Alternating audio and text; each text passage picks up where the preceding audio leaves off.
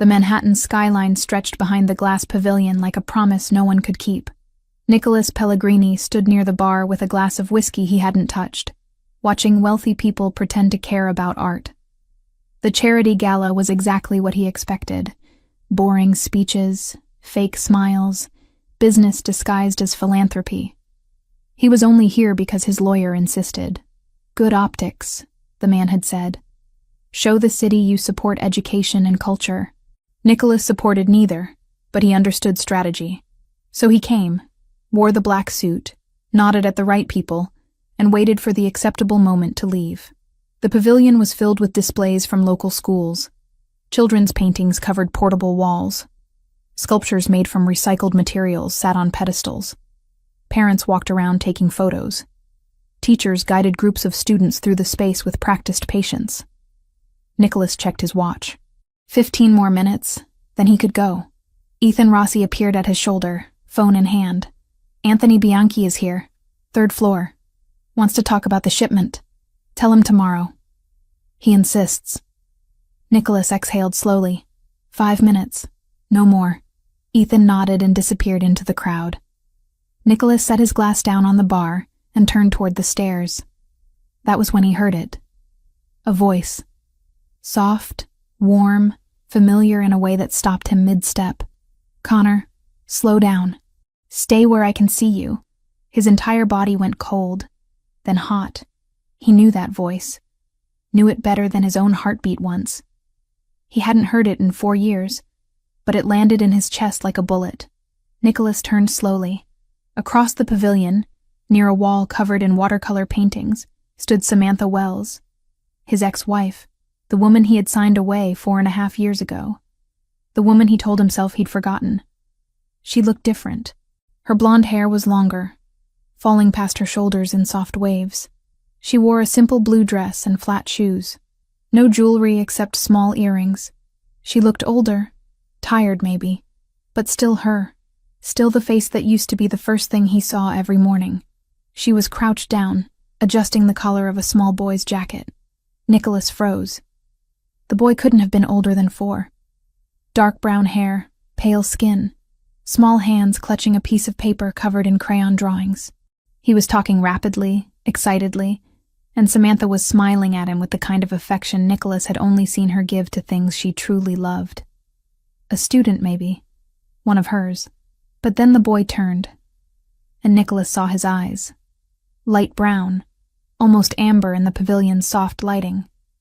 Almond-shaped, rare, unmistakable. His eyes. The air vanished from the room. Sound muted. Everything blurred except that little boy with his face, his eyes, standing 3 feet away from the only woman Nicholas had ever married. Samantha stood slowly, one hand resting protectively on the boy's shoulder. Her gaze swept the crowd casually, then landed directly on Nicholas. She went pale. For a second, neither of them moved. The pavilion buzzed with voices and movement, but between them stretched a silence louder than anything else in the city. Nicholas saw the exact moment her brain caught up to the situation. Her eyes widened, her lips parted, her hand tightened on the boy's shoulder.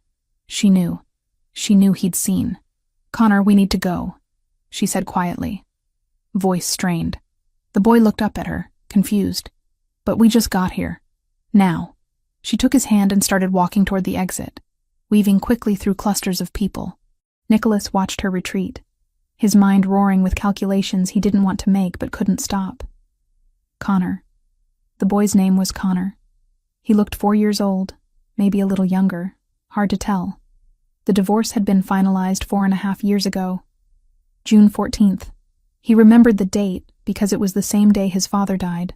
He'd signed the papers in a hospital waiting room while his mother sobbed 3 doors down. If the boy was his, if those eyes meant what Nicholas thought they meant, then Samantha had been pregnant when they signed. And she never told him. His jaw clenched so hard his teeth ached. Ethan reappeared, frowning. "Boss, Bianchi is waiting." "Not now. He won't like that." Nicholas turned his head slowly. Ethan, who had worked for him for 8 years and survived situations that killed better men, took a step back at whatever he saw in Nicholas's face. "Find out where she lives," Nicholas said, voice flat and cold. Ethan blinked. Who? Samantha Wells, blonde woman, blue dress, just left with a kid. I want her address in 10 minutes. Ethan didn't ask questions. He pulled out his phone and walked away. Nicholas stood there, fists clenched at his sides, staring at the exit where Samantha had disappeared. Around him, the gala continued. People laughed. Someone gave a speech about the importance of supporting young artists. A child dropped a sculpture and started crying. Nicholas heard none of it. All he could see was those eyes, light brown, almond-shaped, unmistakably his. A boy who looked exactly like Nicholas had at that age, standing beside the woman who'd walked out of his life without explanation, without fighting, without anything except a lawyer and signed documents.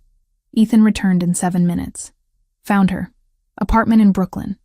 Williamsburg area. Lease is under her name only. She's been there 3 years. 3 years. The boy looked about 4. Nicholas's chest tightened. Get the car, he said. You want the driver? No, I'm going alone. Ethan hesitated. Boss, if this is personal. It is. Then you definitely shouldn't go alone. Nicholas looked at him. Get the car. Ethan nodded once and left. Nicholas walked through the pavilion without saying goodbye to anyone. He passed Anthony Bianchi on the stairs. The man called out to him. Nicholas ignored it. He stepped outside into the cool October evening and waited while Ethan pulled the black SUV up to the curb.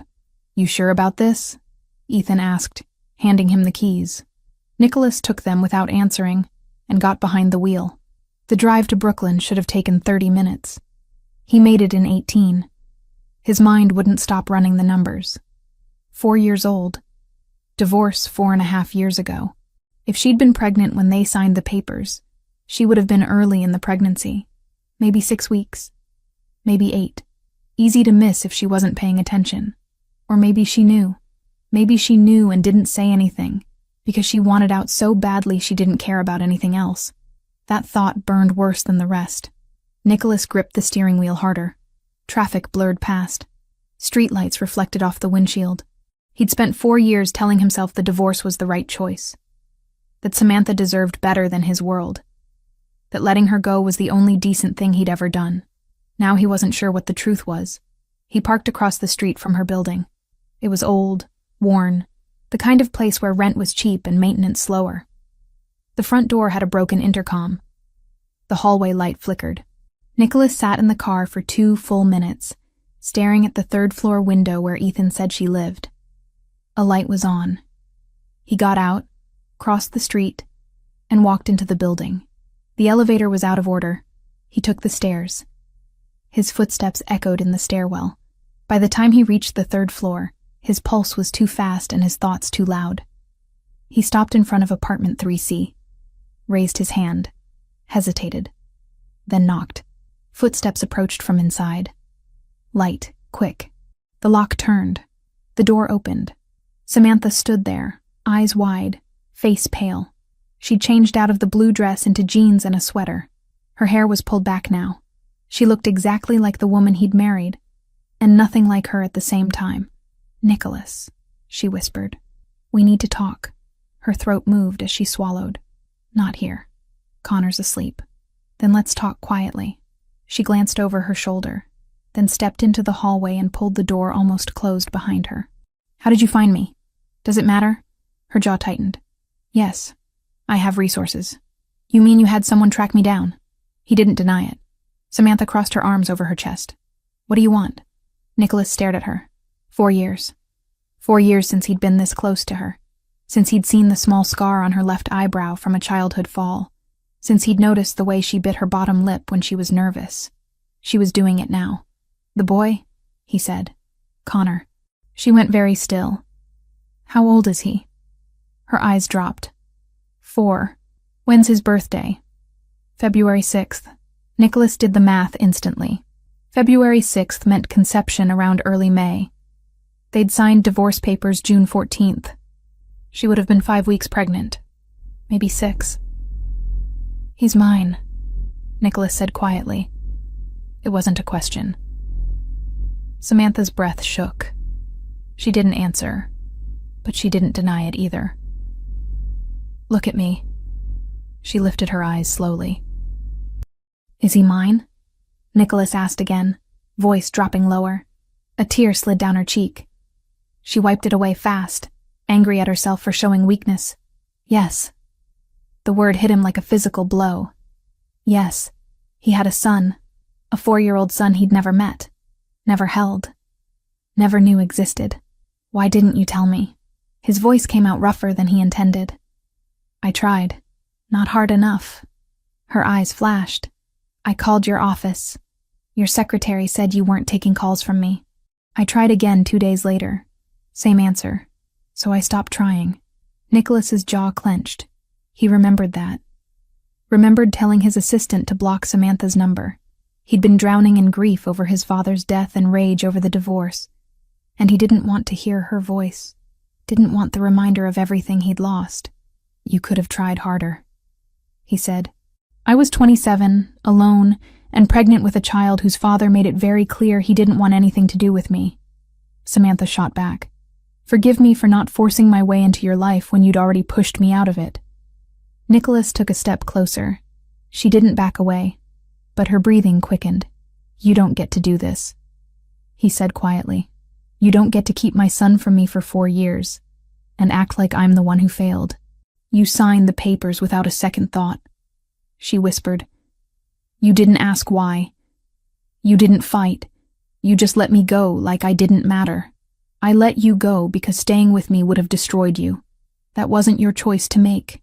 They stood there, inches apart. 4 years of silence and hurt crackling between them like a live wire. Finally, Nicholas exhaled. "I want a paternity test." Samantha nodded. "Fine. And when it confirms what we both already know, I want custody." Her entire body went rigid. "No, he's my son. He doesn't even know you. Because you never gave me the chance. You want me to put him in your world?" Samantha's voice rose slightly. "The same world you said was too dangerous for me? The world that made you sign divorce papers without hesitation?" Nicholas's hands curled into fists at his sides. "That's different." "How?" "Because he's mine. He's mine too," she said fiercely. "And I'm not letting you take him." Nicholas stared at her for a long moment. Then he stepped back. "I'll have the test arranged tomorrow. A private lab. Discreet. You can bring him." "And then what?" "Then we figure out what happens next." He turned and walked down the hallway toward the stairs. Behind him, he heard Samantha's door open and close softly. Nicholas didn't look back. He got in the car, gripped the steering wheel, and sat there in the dark. He had a son with his eyes, his face, his blood. And he'd missed 4 years of that boy's life. The rage that filled him wasn't directed at Samantha. Not entirely. It was aimed at himself, for being too proud to answer her calls, for thinking letting her go was noble, for spending 4 years pretending he didn't still think about her every single day. Nicholas started the engine and drove back to Manhattan. He didn't sleep that night. The DNA test took 36 hours to process. Nicholas spent every minute of that time watching, not personally, but through cameras, through his men, through every resource he had available. Ethan handled the logistics, a private laboratory in Lower Manhattan that catered to people who valued discretion over speed. The technician arrived at Samantha's apartment building at 9 in the morning, dressed like a medical courier. She brought Connor down to the lobby, holding his hand while a stranger swabbed the inside of his cheek. Nicholas watched the footage later from his office. Connor didn't cry. He asked questions the whole time. "What's that? Why do you need my spit? Is this going to the doctor?" Samantha answered each one patiently, her voice calm even though Nicholas could see tension in every line of her body. The technician left. Samantha took Connor back upstairs. Nicholas replayed the clip 3 times, studying his son's face, his gestures, the way he looked up at Samantha with complete trust. "Boss," Ethan said from the doorway, "you need to see this." Nicholas looked up. "What?" "Her car. The Honda. I had someone check it out. And? Brake pads are worn down to nothing. Front left tire has a slow leak. Engine light's been on for 6 months according to the mechanic shop she took it to once. They told her it needed $1,200 in repairs. She never went back. Nicholas's jaw tightened. What else? Ethan stepped inside and closed the door. He set a folder on the desk. Credit report, bank statements, employment records. Everything you asked for. Nicholas opened the folder. The numbers told a story he didn't want to read but couldn't look away from. Samantha Wells earned $38,000 a year teaching art at a community center in East Williamsburg. Her rent was $1,400 a month. After utilities, groceries, and Connor's daycare, she had maybe $200 left each month, sometimes less. Her credit card had a balance of $4,000. Minimum payments only. She'd applied for 3 loans in the past year. Denied every time. Nicholas closed the folder and leaned back in his chair. She's barely surviving, Ethan said quietly. I can see that. Connor's daycare is in a rough area. No security, chain link fence. I drove by this morning. There were 2 fights outside the building before 10 a.m. Nicholas's hands curled into fists on the armrests. Ethan continued. She works late 3 nights a week. Picks Connor up after dark. Walks 4 blocks to the subway with him. No car because the Honda doesn't start half the time. Why are you telling me this? Because you need to understand what you're walking into, Ethan said. She's not hiding him from you out of spite. She's doing the best she can with nothing. Nicholas didn't answer. Ethan left. Nicholas sat alone in the office, staring at the folder. $4,000 in debt. A car that didn't run. A child in a daycare with no security. His son. His son was living like that while Nicholas sat in a penthouse worth $8 million. The rage that filled him wasn't hot. It was cold, sharp, the kind that made decisions without emotion. He called Ethan back. Set up a meeting with her. Tomorrow. Somewhere neutral. Where? The park. Near her apartment. Noon. Ethan nodded and left again. Nicholas opened his laptop and started making lists. Things Connor would need. Things Samantha would refuse but accept eventually. A plan that didn't involve lawyers yet, because lawyers made everything worse. The DNA results came back 36 hours later. Probability of paternity, 99.9%. Nicholas stared at the document for a full minute. He'd known, of course. Known the second he saw Connor's eyes, but seeing it in writing made it real in a way nothing else had. He was a father. He had a son named Connor who loved dinosaurs and drew pictures and had no idea his entire life was about to change. Nicholas folded the paper carefully, slid it into his jacket pocket, and walked out of the office. The park near Samantha's apartment was small, crowded, filled with children and their parents. Nicholas arrived 15 minutes early.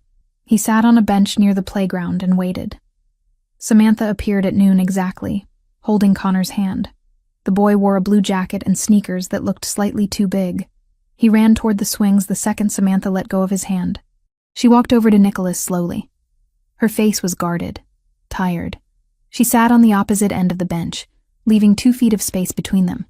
You got the results, she said. Not a question. Yes, and. Nicholas pulled the folded paper from his pocket and handed it to her. She opened it, read the single line that mattered, and closed it again. So now what? She asked. Now we talk about custody. Her shoulders tensed immediately. I already told you. I'm not taking him from you, Nicholas interrupted. But I'm not staying out of his life either. Samantha looked at him for the first time since sitting down. What does that mean? It means I want time with him. Supervised, if that makes you feel better. Neutral locations. Whatever you need to feel safe. Why would I need to feel safe? Because you haven't seen me in 4 years. And the last time you did, I signed papers ending our marriage without asking a single question. That landed like a slap. Samantha flinched. Nicholas continued, voice steady. I don't expect you to trust me. I haven't earned it. But Connor is my son, and I'm not walking away from that. You don't know him. I want to. She stared at the playground where Connor was climbing across monkey bars, his small hands gripping each rung carefully. He doesn't know you exist. Then introduce me. As what? A stranger? As a friend. For now. Samantha shook her head slowly. This is insane. You're the one who kept him from me for 4 years. Her eyes flashed. Don't start that again. I tried to reach you. You made it impossible. You tried once. Twice, she corrected sharply. And both times your secretary told me you didn't want to hear from me. So forgive me for taking the hint. Nicholas looked away, jaw tight. She was right. He'd shut her out completely. Blocked her number, refused calls, made it clear through his assistant that contact wasn't welcome. He'd done that. I'm sorry, he said quietly. Samantha blinked. What? I'm sorry. For not taking your calls. For making this harder than it had to be. She stared at him like he'd spoken a language she didn't understand. You've never apologized to me before. I should have. Silence stretched between them. On the playground, Connor slid down a slide and ran back to climb it again. If I let you spend time with him, Samantha said slowly, you don't tell him who you are. Not yet. Agreed. And it has to be places I approve. No surprises. No taking him anywhere without me. Fine. And if at any point I think this is hurting him, we stop. Nicholas turned to face her fully. I'm not going to hurt him. You don't know that. Yes, I do. They stared at each other. Samantha's eyes were the same blue he remembered. Lighter around the edges, darker near the center. He'd memorized them once. Looked into them every morning for 2 years. He'd forgotten how much he missed them. When do you want to start? She asked finally. Now. Now? Nicholas nodded toward the playground. Introduce me. Tell him I'm an old friend. Let me spend an hour with him. See how it goes. Samantha hesitated. Her fingers twisted together in her lap. A nervous habit she'd never broken. This feels too fast. It's 4 years too slow. She didn't have an answer for that. Finally she stood. 1 hour. And I stay the entire time. I wouldn't expect anything else. They walked toward the playground together. Connor spotted them coming and ran over, breathless and smiling. Mom, did you see me on the monkey bars? I went all the way across without stopping. I saw, Samantha said, crouching down to his level. You were amazing. Connor's eyes shifted to Nicholas, curious, but not afraid. Who's that? Samantha's voice stayed steady. This is Nicholas. He's an old friend of mine. Hi, Connor said simply. Nicholas crouched down too, bringing himself to Connor's height. Up close, the resemblance was overwhelming. Same nose, same chin, same exact shade of eyes. Hi, Connor, Nicholas said. His voice came out rougher than he intended. Do you like dinosaurs? Connor asked immediately. Nicholas blinked. I don't know much about them. Connor's face lit up. I can teach you. I know all of them. My favorite is the Triceratops because it has 3 horns and a big shield thing on its head. What's yours? Nicholas glanced at Samantha. She gave him a small, almost invisible nod. I don't have one yet, Nicholas said. Maybe you can help me pick. Okay, Connor said seriously. First, you have to know the categories. There's herbivores and carnivores and... He kept talking, his words tumbling over each other with the kind of enthusiasm only a 4-year-old could manage. Nicholas listened to every word. He didn't understand half of it, but he didn't care. This was his son. Talking to him, teaching him about dinosaurs. Looking at him with those eyes that were mirrors of his own. An hour passed faster than Nicholas thought possible. Connor showed him the swings, the slide, the tunnel he liked to crawl through. He introduced Nicholas to another kid named Max, who apparently also liked dinosaurs, but was wrong about which one was the fastest. Samantha stayed close the entire time, watching every interaction with the alertness of someone who didn't trust easily anymore. Nicholas didn't blame her. When the hour ended, Connor hugged Samantha's legs and looked up at Nicholas. Are you coming back? Nicholas's chest tightened. Do you want me to? Yeah. You're nice. And you didn't know anything about dinosaurs, so I have to keep teaching you. Then I'll come back. Tomorrow? Nicholas glanced at Samantha. She hesitated, then nodded. Tomorrow. Nicholas confirmed. Connor grinned and ran back to the swings one last time before they had to leave. Samantha stood next to Nicholas, arms crossed. He likes you. Is that a problem? I don't know yet. Nicholas watched Connor climb the ladder to the slide. I meant what I said. I'm not going to hurt him. Everyone says that. I'm not everyone. She looked at him then, really looked at him. No, you're not. They stood there in the October afternoon, the sounds of the playground surrounding them, the weight of 4 years pressing down between them. "Same time tomorrow?" Nicholas asked. "Same time." He nodded and walked away before he could say something he shouldn't, before he could ask questions that had no good answers, before he could admit that 1 hour with his son had cracked something open inside him he thought he'd sealed shut years ago. Nicholas got in his car and sat there, hands on the steering wheel, not starting the engine. He'd spent 4 years building walls. 4 years convincing himself that letting Samantha go was the right choice. 4 years ignoring the part of him that wondered what might have happened if he'd fought harder. Now those 4 years felt like a prison he'd built for himself. And the key was a 4-year-old boy who loved dinosaurs and had his eyes. Nicholas started the car and drove back to Manhattan. He had work to do. The envelope arrived at Samantha's apartment on a Wednesday morning. She opened it standing in the kitchen while Connor ate cereal at the table, his legs swinging beneath the chair. Inside was a single sheet of paper, laboratory letterhead, official seal. One line that mattered: probability of paternity. 99.9%. Samantha had known. Of course she'd known.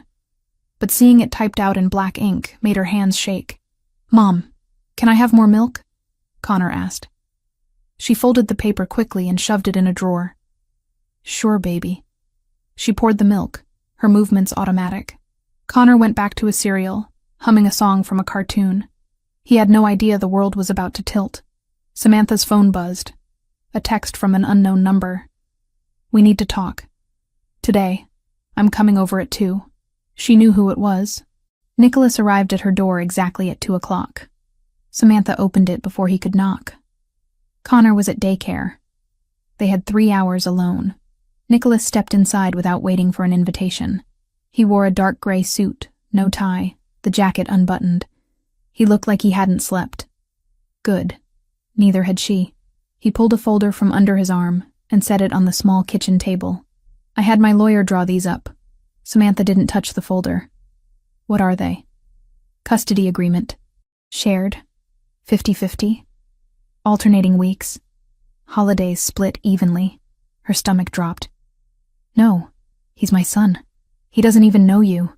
Nicholas's jaw tightened. "That's not my fault.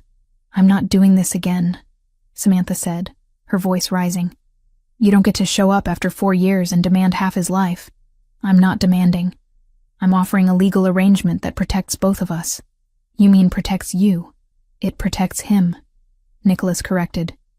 "He deserves a father. He's had a mother for 4 years. That's been good enough so far." Nicholas took a step closer. "Has it?" "Really?" Samantha's face went hot. "What's that supposed to mean?" "It means I know what you make. I know where he goes to daycare. I know your car doesn't start half the time, and you walk him 4 blocks to the subway after dark." Her breath caught. "You've been watching me? I've been making sure my son is safe. He's not your son yet," she shot back. "A piece of paper doesn't make you a father." Nicholas's eyes went cold. "And keeping him from me doesn't make you right." They stared at each other across the tiny kitchen.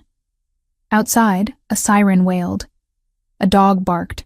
Life continued while theirs fractured. Samantha broke first. She sat down heavily in one of the chairs, her hands covering her face.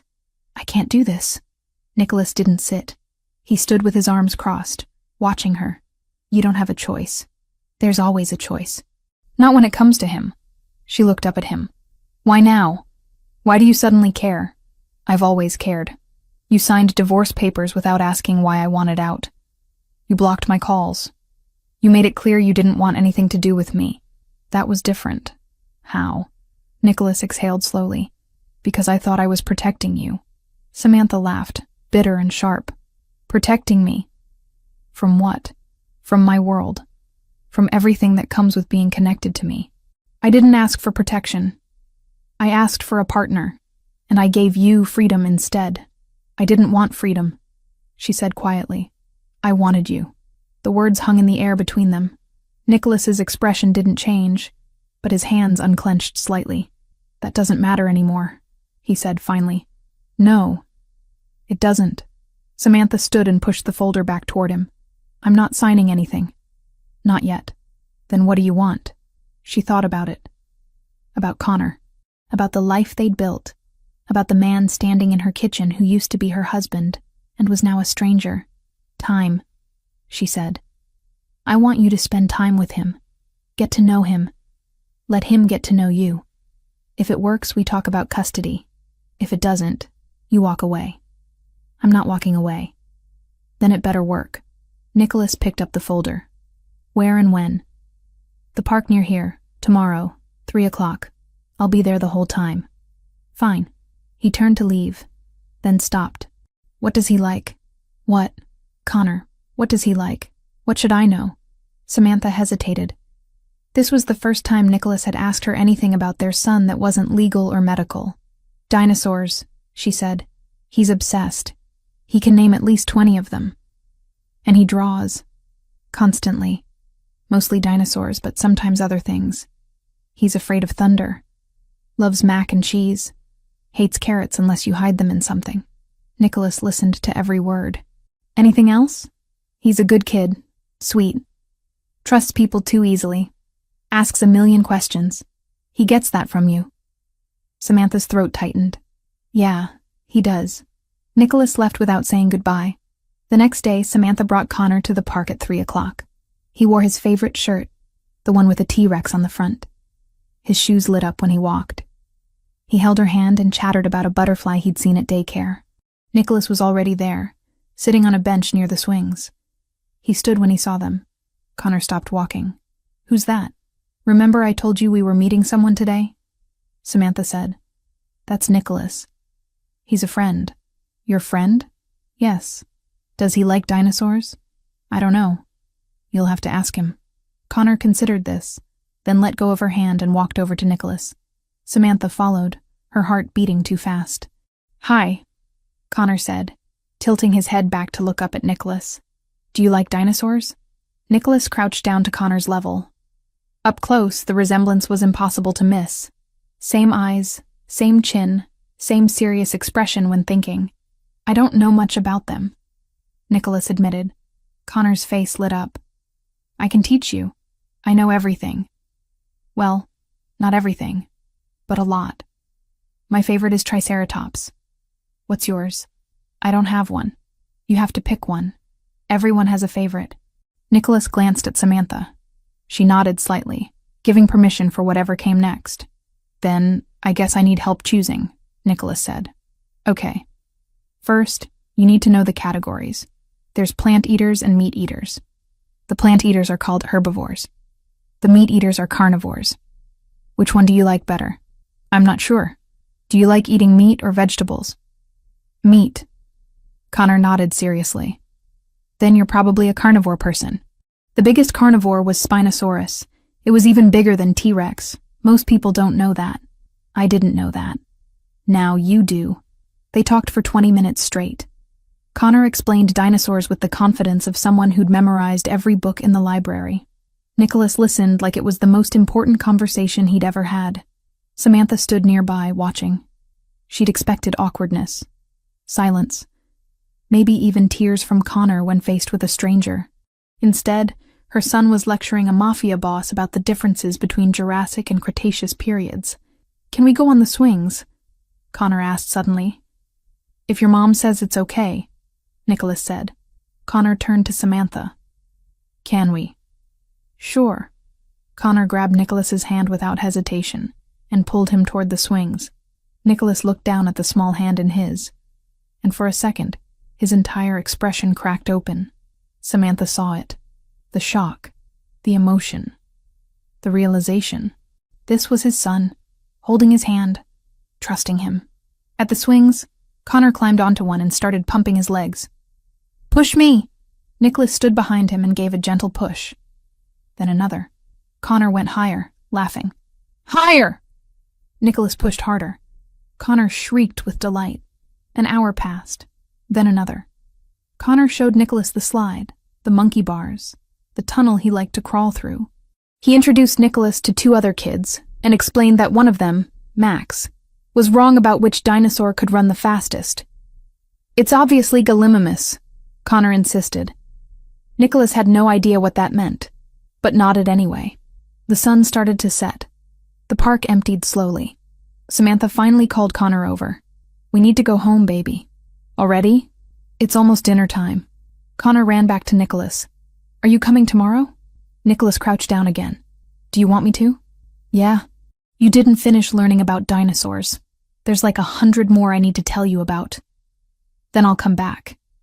"Promise?" Nicholas hesitated, then nodded. "Promise." Connor threw his arms around Nicholas's legs in a sudden, impulsive hug. Nicholas froze. His hands hovered in the air for a second, before slowly, carefully settling on Connor's small back. The hug lasted maybe 5 seconds. Then Connor pulled away, waved, and ran to Samantha. "Bye, Nicholas." "Bye, Connor." Samantha took Connor's hand. They walked toward the park exit. She glanced back once and saw Nicholas still standing there, frozen in place, staring after them. Ethan Rossi stepped out from where he'd been waiting near the cars. He'd watched the entire thing from a distance. He walked over to Nicholas slowly. "Boss?" Nicholas didn't respond. "You okay?" Nicholas's voice came out rough. "He hugged me. I saw. He doesn't even know me. Kids are like that. They trust easy." Nicholas finally moved. He stood and turned away from the playground. His face looked different. Younger somehow. Vulnerable in a way Ethan had never seen in 8 years of working together. "Get the car," Nicholas said quietly. Ethan nodded and walked away. Nicholas stood alone in the park as the last light faded. His son had hugged him. His son, who loved dinosaurs and had his eyes and trusted him without question. 4 years. He'd missed 4 years of this, and he was never missing another day. Nicholas attended the meeting with the Bianchi family on a Thursday evening. The restaurant they chose was in Tribeca, expensive and private, the kind of place where business happened over wine that cost more per bottle than most people made in a month. Anthony Bianchi was already seated when Nicholas arrived. Mid-50s, graying hair, a smile that never reached his eyes. He stood and shook Nicholas's hand. "Nicholas, good to see you." "Anthony." They sat. Ethan stood near the door, hands clasped in front of him, watching everything.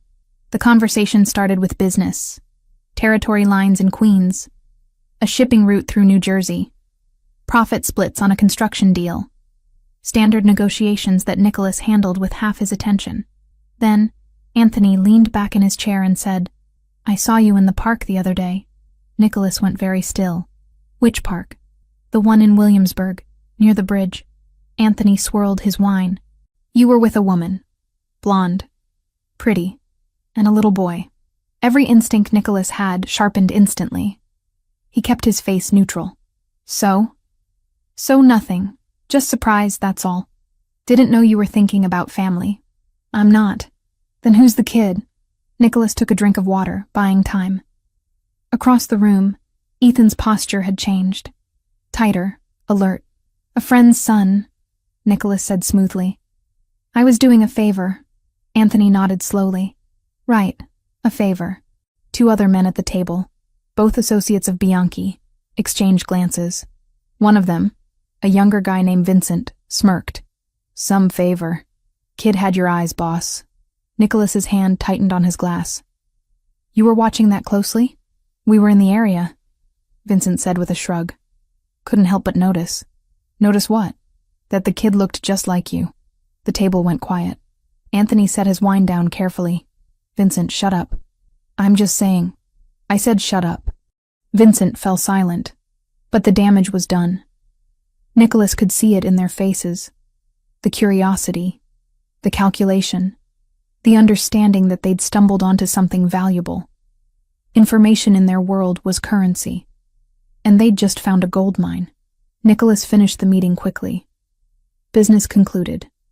Handshakes exchanged. He walked out with Ethan at his side. The second they were in the car, Ethan spoke. "That was bad. I know. They made you. And if Bianchi knows, everyone will know by tomorrow." Nicholas stared out the window at the city lights blurring past. "Were we followed to the park?" "No. I swept for tails every time. They must have had someone in the area by coincidence. There are no coincidences." Ethan pulled out his phone and started typing rapidly. "I'll find out who was there. Get photos if they took any. Do it fast. 20 minutes later, Ethan's phone buzzed. He looked at the screen and swore under his breath. What? Nicholas demanded. Ethan turned the phone toward him. On the screen were 3 photos. Nicholas and Connor at the swings. Nicholas crouching down talking to Connor. Nicholas and Samantha standing together while Connor played in the background. The photos were clear, professional, taken with a telephoto lens from across the street. Where did these come from? Nicholas asked, his voice deadly quiet. A contact in Bianchi's organization. He says they've been circulating since yesterday. Who else has seen them? Half the families in the city by now. Nicholas closed his eyes briefly. This was exactly what he'd feared. Exactly why he'd kept his distance from relationships, from attachments, from anything that could be used against him. But Connor wasn't just anything. Connor was his son. And now everyone knew it. The Bratva, Nicholas said. The Russian syndicate that made old-school mob families look almost polite. Ethan nodded grimly. They'll move fast. Dmitry Volkov has been looking for leverage against you for months. This hands it to him on a silver platter. How long do we have? Maybe 48 hours before they make a play. Maybe less. Nicholas pulled out his phone and dialed Samantha's number. She answered on the second ring. Hello? It's me. We need to talk. Now. Nicholas, it's 8 o'clock. Connor's getting ready for bed. This can't wait. Something in his voice must have registered because her tone changed instantly. What happened? I'm coming to you. Be ready. He hung up before she could argue. The drive to Brooklyn took 18 minutes. Nicholas didn't wait for Ethan this time. He went alone, moving fast, his mind already 3 steps ahead. Samantha opened the door wearing pajama pants and an old sweater. Her hair was damp from a shower. She took one look at his face and stepped aside. Connor's in his room, she said quietly. Nicholas walked to the small kitchen table and set his phone down. He pulled up the photos and turned the screen toward her. Samantha went pale. What is this? Someone was watching us, at the park. They took these and sent them to half the crime families in New York. Her hand flew to her mouth. Oh my God. There's a Russian organization, Bratva. They've been trying to take territory from me for the last year. They'll use this. Use what? Connor. Nicholas's voice came out harder than he intended. They'll use him to get to me. Samantha sank into a chair. I don't understand. How would they? Kidnapping, threats. Anything that forces me to negotiate. He leaned forward, hands flat on the table. They won't hurt him if they can avoid it. He's only valuable alive, but they won't hesitate to take him if they get the chance. This is insane. This is my world. Then maybe you shouldn't be in his life, Samantha said, her voice breaking. Nicholas flinched like she'd slapped him. It's too late for that. They know about him now. Staying away won't protect him anymore. So what do? You move, tonight, to my property on Long Island. It's secure. Guards, cameras. No one gets in or out without clearance. Samantha shook her head immediately. No, absolutely not. Samantha, I'm not moving into your house. I'm not putting Connor in that world. He's already in it, Nicholas said flatly. The second those photos started circulating, he became a target. Moving gives us time to neutralize the threat. Neutralize how? That's my problem. Your problem is keeping Connor safe until I handle it. Samantha stood abruptly and paced to the window. Outside, the street was dark except for a few streetlights. A car passed. Normal life. Continuing. How long? She asked without turning around. I don't know. A week, maybe 2. And then what? Then you can go back to your life. She turned to face him. What if I say no? Nicholas's jaw tightened. Then I'll get a court order. Emergency custody based on safety concerns. I have lawyers who can make that happen in 6 hours. You wouldn't. Try me. They stared at each other across the small apartment. Samantha's hands were shaking. Nicholas could see tears in her eyes, but she refused to let them fall. I hate you, she whispered. I know. This is exactly why I left. I know that too. She wiped her eyes roughly. If we do this, I have rules. Connor doesn't leave my sight. He doesn't know what's happening. And the second the threat is gone, we leave. Agreed. And you don't get to make decisions about his life without talking to me first. Fine. Samantha took a shaky breath. How soon do we need to go? Now. Tonight. My men are already on their way to help pack. That fast? I'm not taking chances with him. Something in his voice made Samantha pause. She looked at Nicholas, really looked at him, and saw something she'd never seen during their marriage. Fear. Real, raw fear. Not for himself. For Connor. You're scared, she said quietly. Nicholas didn't deny it. Yes. I've never seen you scared of anything. I've never had a son before. The admission hung between them. Samantha's anger didn't disappear, but it softened slightly. She nodded once. Okay. We'll go. But I need to make a phone call first. To who? My father. He'll worry if I disappear. Nicholas hesitated, then nodded. Make it fast. And don't tell him where you're going. Samantha pulled out her phone and stepped into the hallway. Nicholas heard her voice, muffled through the door.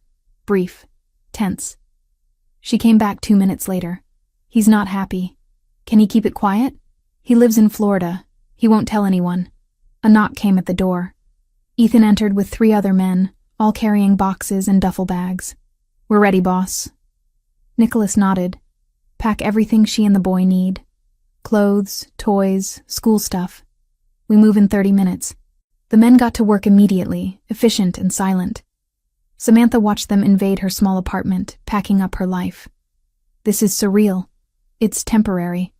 You keep saying that. Because it's true. Connor's door opened.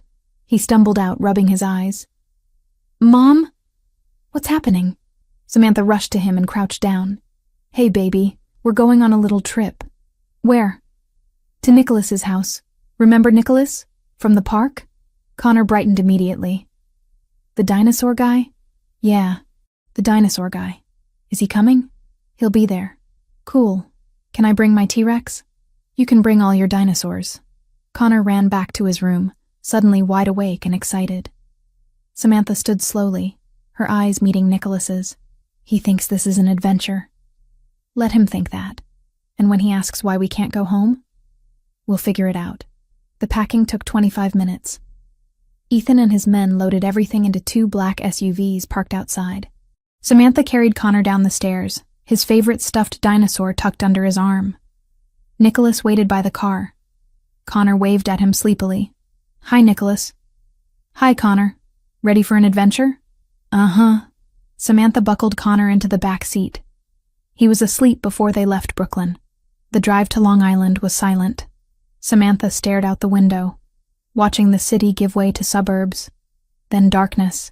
Nicholas drove, his hands steady on the wheel, his mind already working through contingencies. When they arrived at the property, Samantha saw the full scope of what she'd agreed to. High walls, security gates, cameras everywhere, guards patrolling the perimeter. It wasn't a house. It was a fortress. And for the first time since seeing those photos, Samantha understood exactly how much danger Connor was in. The property gates opened automatically as Nicholas's SUV approached. Samantha watched through the window as they passed through 2 separate checkpoints, each manned by armed guards who nodded at Nicholas without speaking. The house itself appeared suddenly through a line of trees. 3 stories, stone and glass, lights glowing from several windows. It looked more like a modern museum than a home. This is where you live? Samantha asked quietly. Yes. Connor stirred in the back seat, still half asleep. Are we there? We're here, Nicholas said. The car stopped near the front entrance. Ethan was already waiting, along with 2 other men Samantha didn't recognize.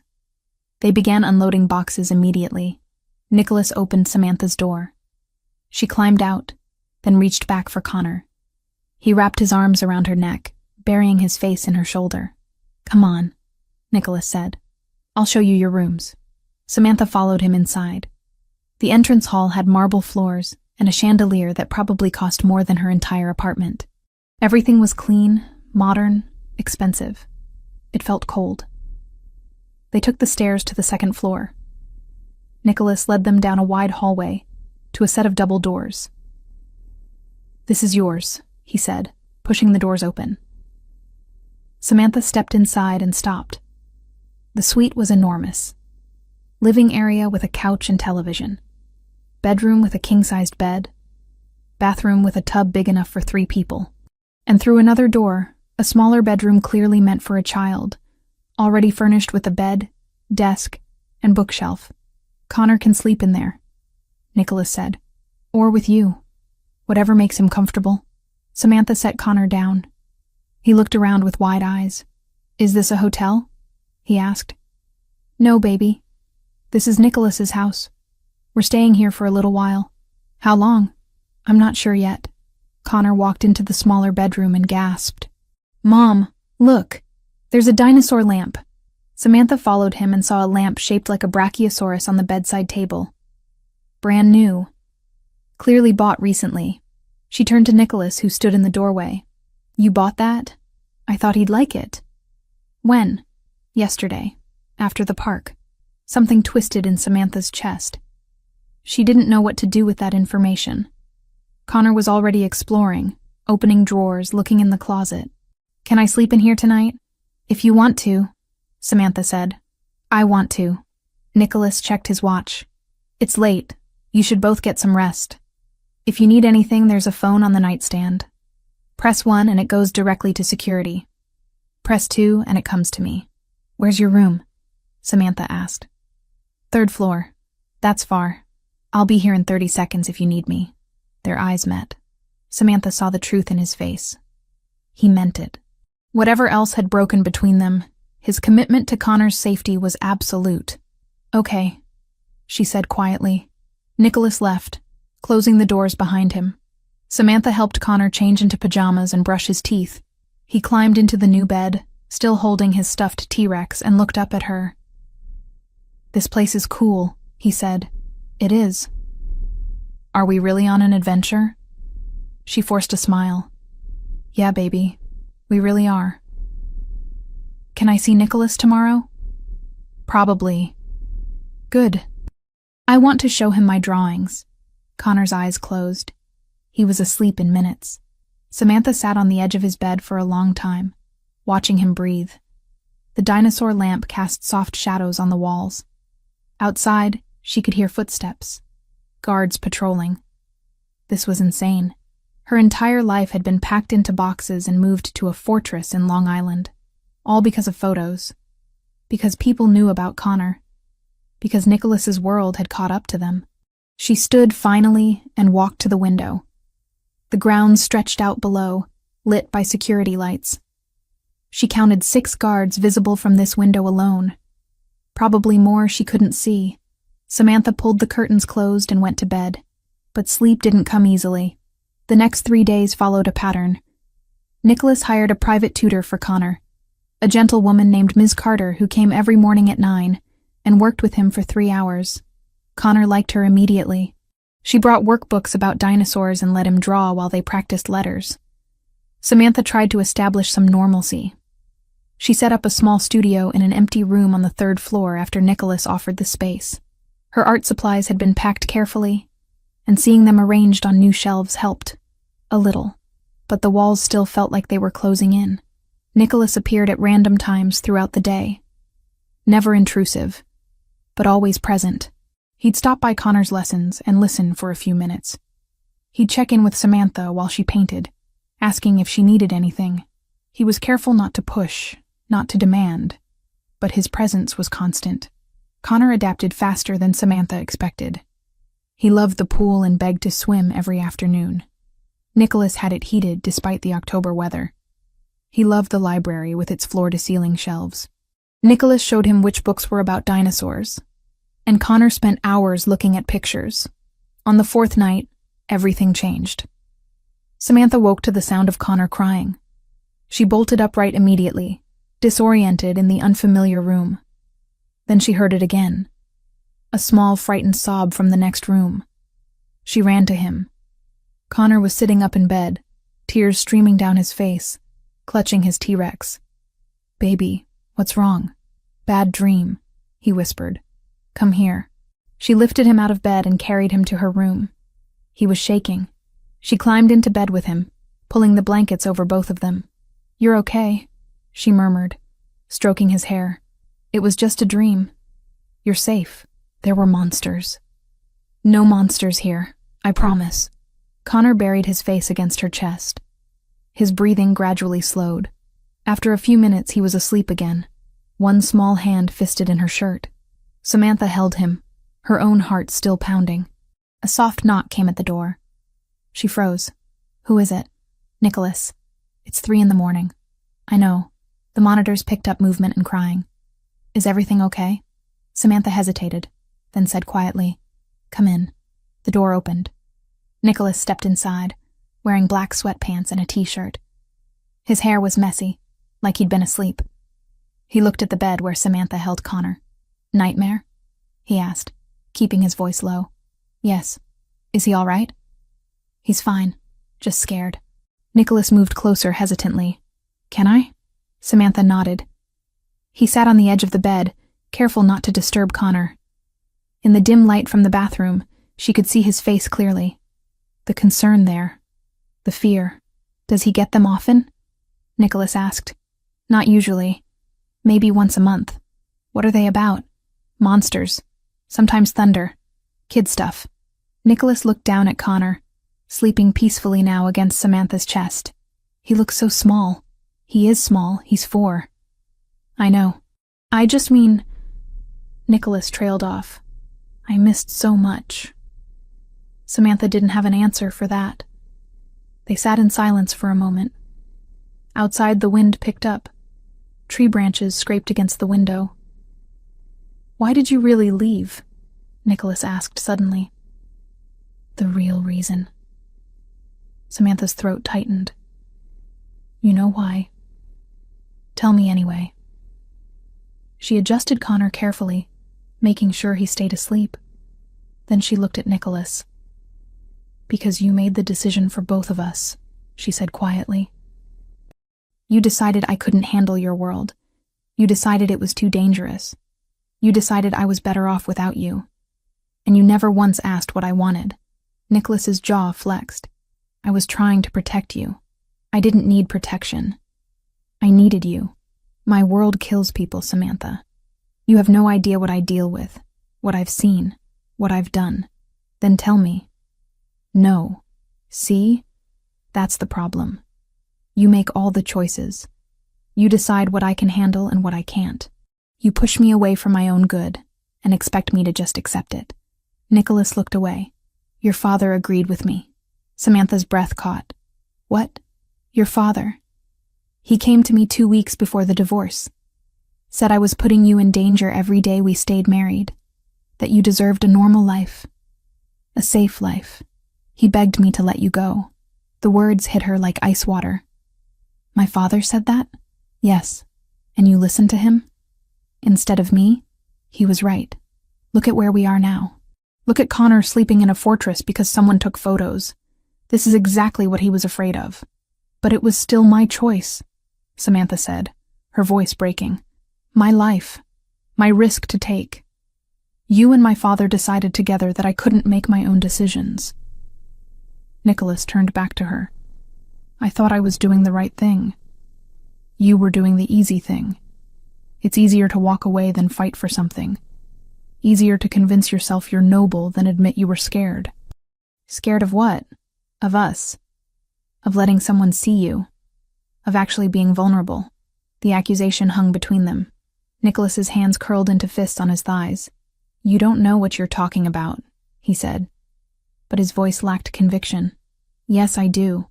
Because I was married to you for 2 years, Nicholas. I saw how you shut down every time something got too real. How you buried yourself in work instead of talking to me. How you kept entire parts of your life locked away like I couldn't be trusted with them. It wasn't about trust.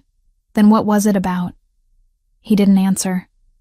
Connor shifted in Samantha's arms, making a small noise. Both of them froze until he settled again. I should go, Nicholas said quietly. Yeah, you should. He stood, but didn't move toward the door. He looked at Connor one more time, then at Samantha. For what it's worth, he said. I never stopped thinking about you. Before she could respond, his phone vibrated in his pocket. He pulled it out, and his entire expression changed. What is it? Samantha asked. Security alert. Perimeter breach on the east side. What does that mean? It means someone tried to get in. Nicholas was already moving toward the door. Stay here. Lock the door behind me. Don't open it for anyone except me or Ethan. Nicholas. Lock the door, Samantha. He was gone. Samantha sat frozen for 3 heartbeats, then carefully moved Connor to the center of the bed and ran to lock the door. Her hands shook as she turned the deadbolt. Outside, she heard running footsteps. Voices shouting. Then nothing.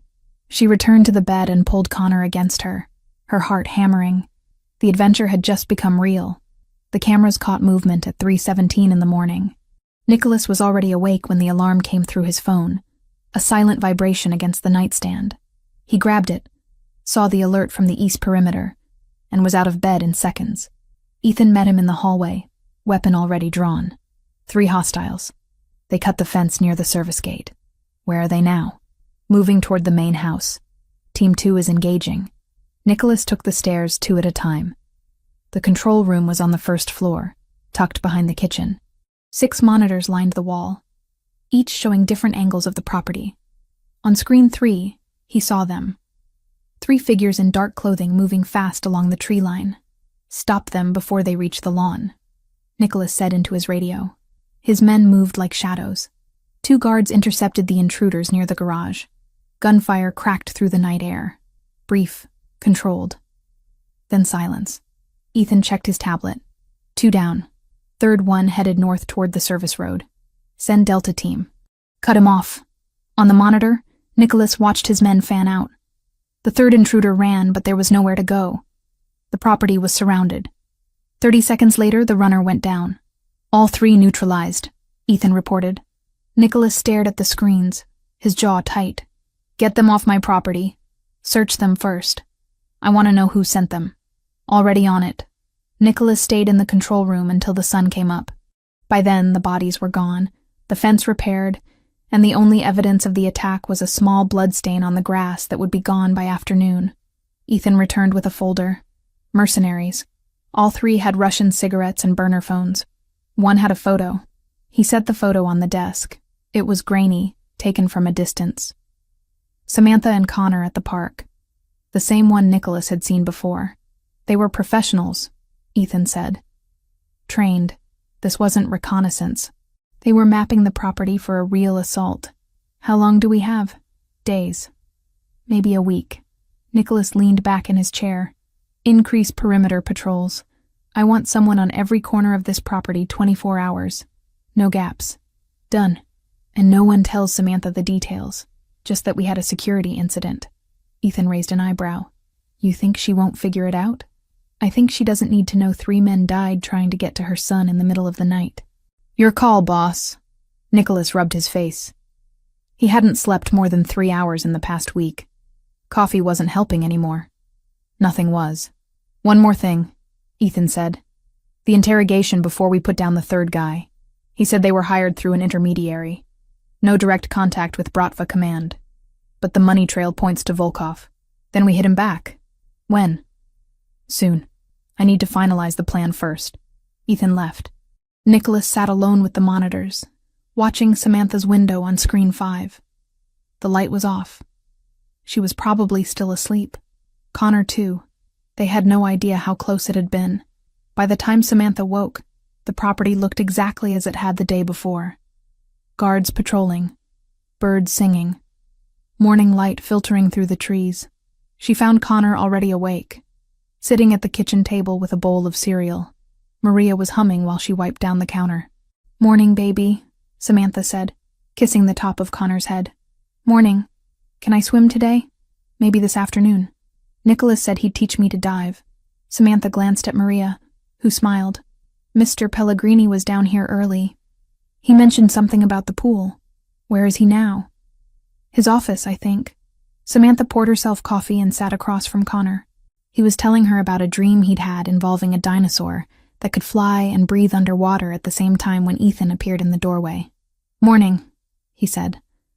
Samantha, can I talk to you for a minute? She stood. Sure. They stepped into the hallway.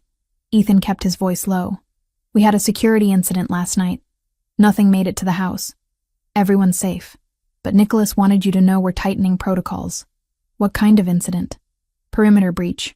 We handled it. Handled it how? Ethan's expression didn't change. The way we handle all threats. She understood. How many? 3. Her stomach turned. And there, gone. Samantha looked back toward the kitchen where Connor was still eating cereal, completely unaware. Does Nicholas think they'll try again? Yes. When? We don't know. That's why we're increasing security. She nodded slowly. Okay. Thank you for telling me. Nicholas wanted to tell you himself, but he's been in meetings all morning.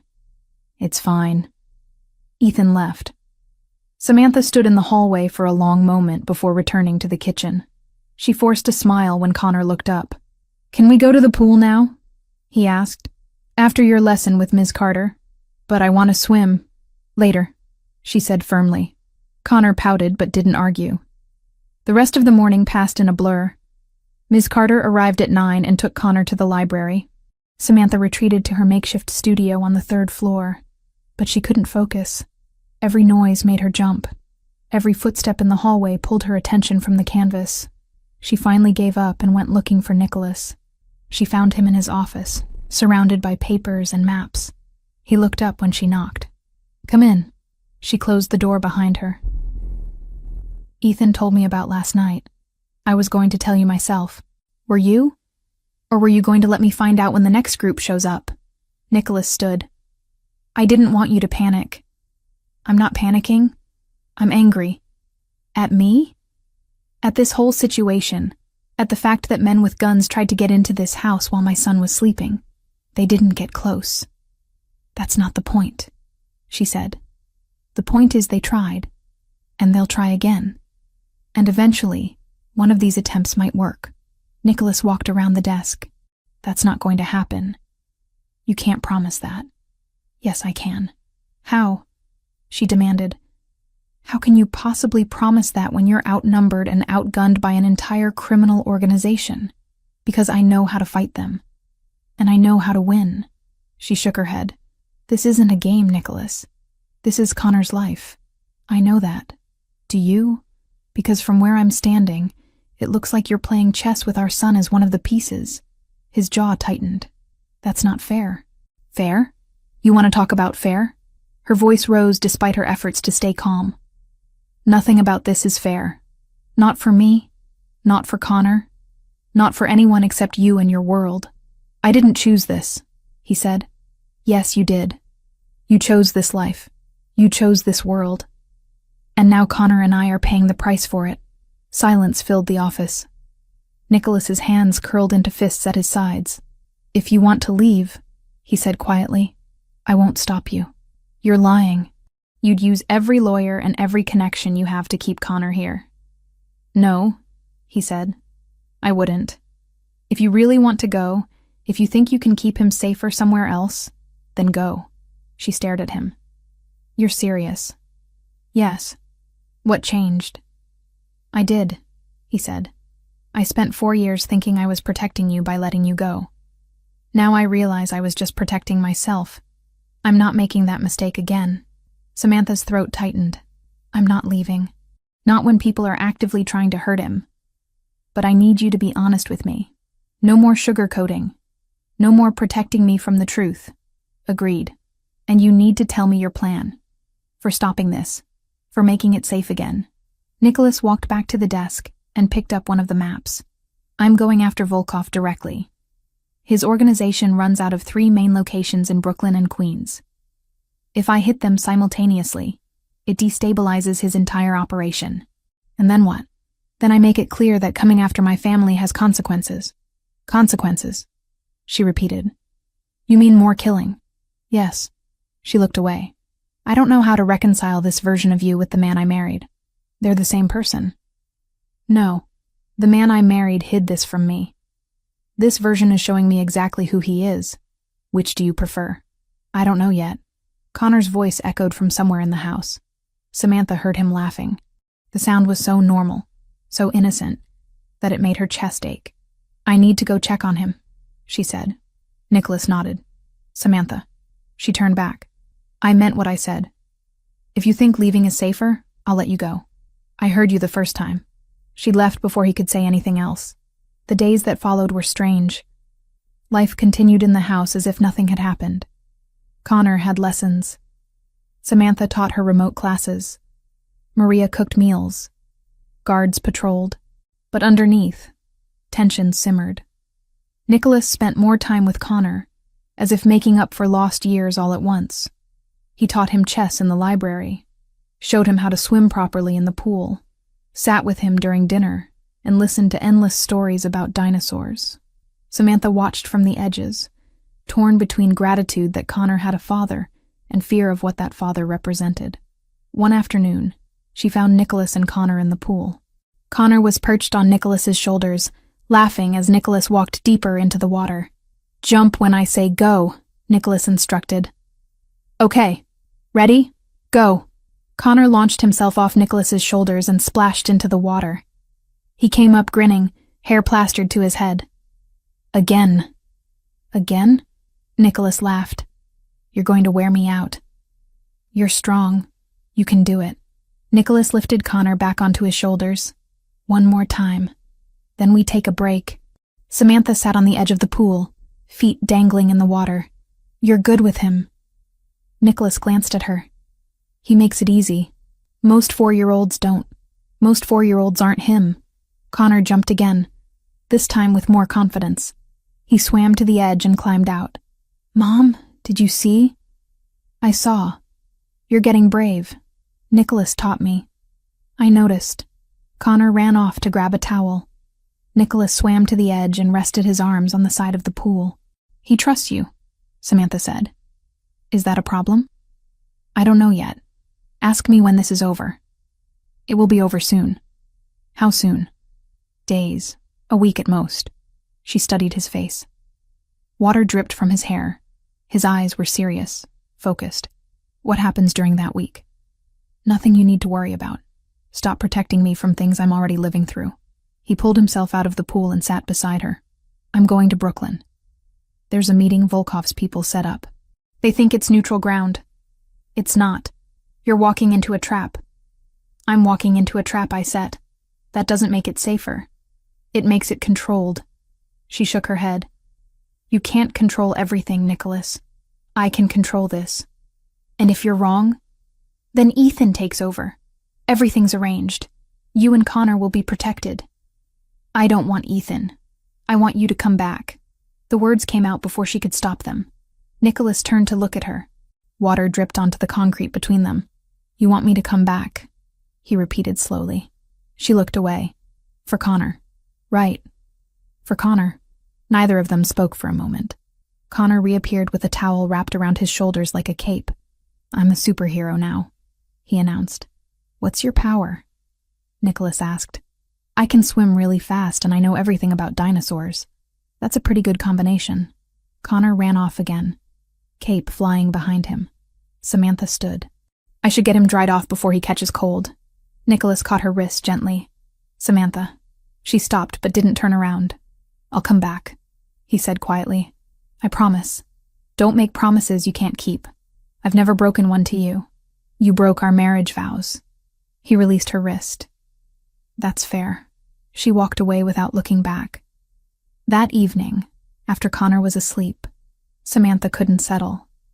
She wandered the house restlessly, ending up in the library. The lights were off except for one small lamp near the window.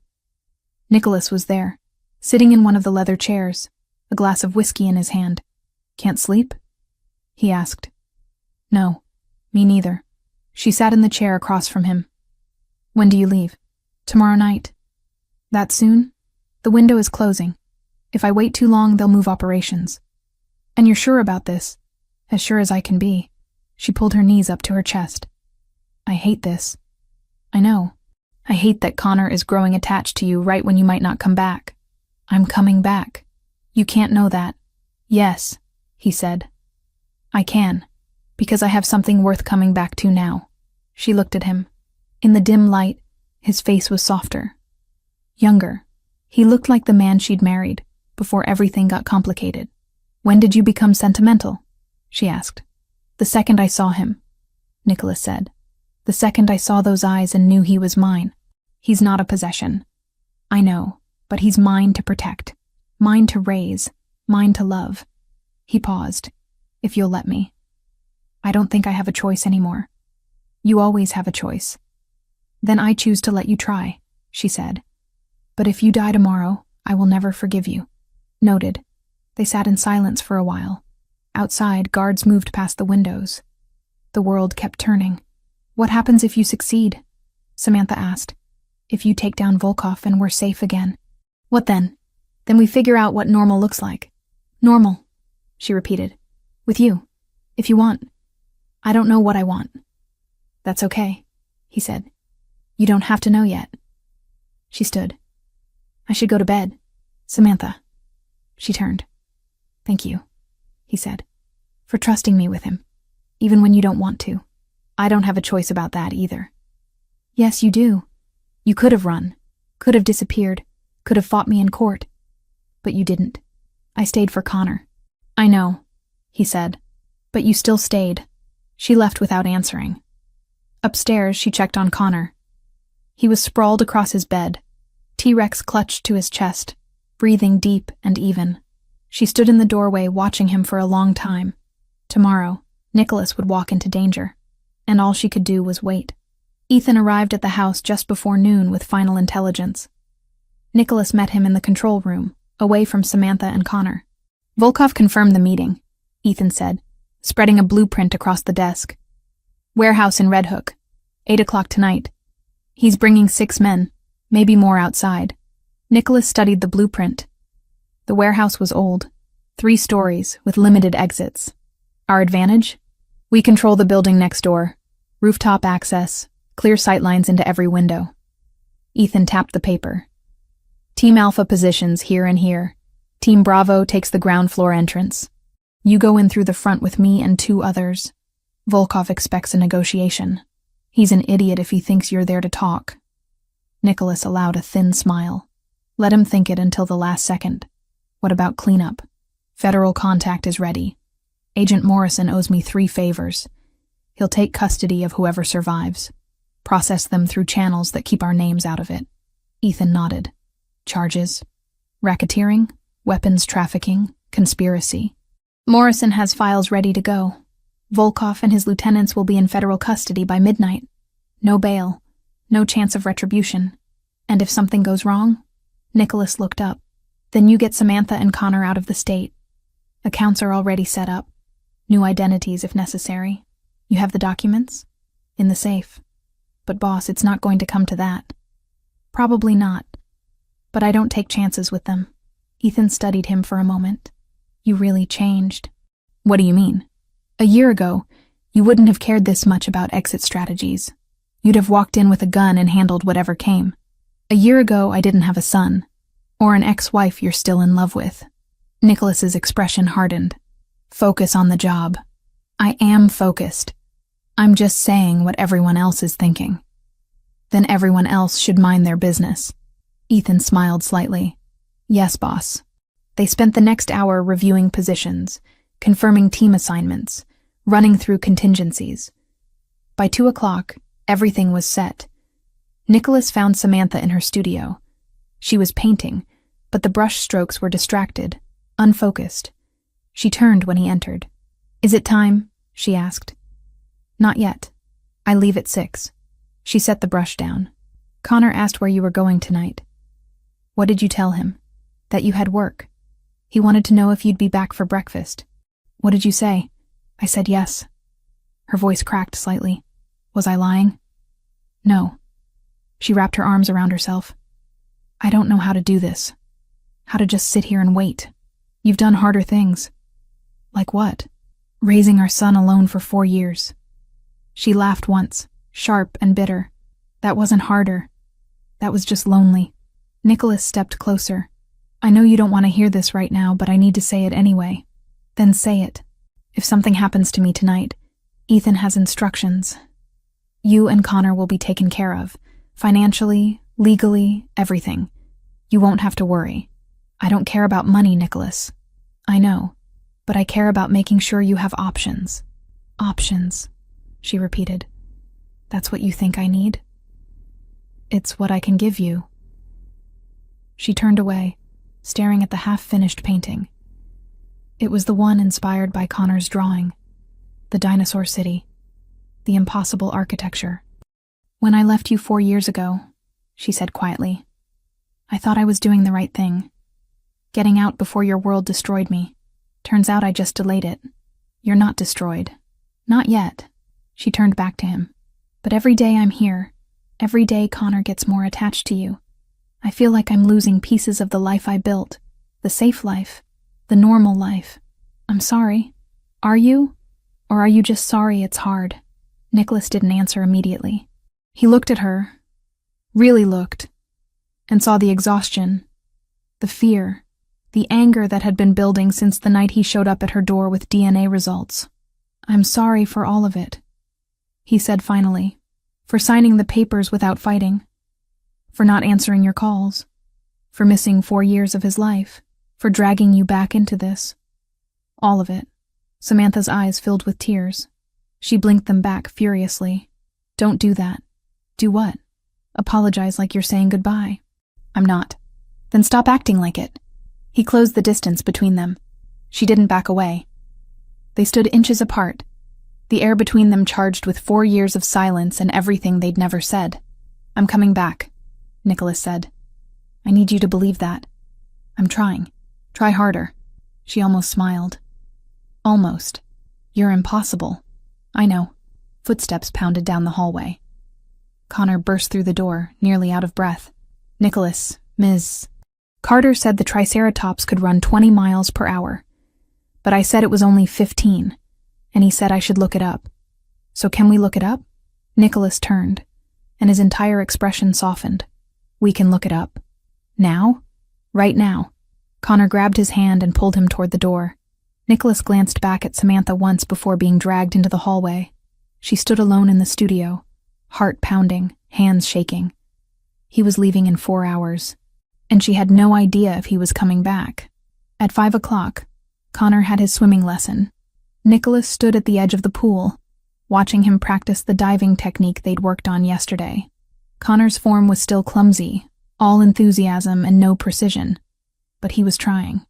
Good, Nicholas called, but bend your knees more before you jump.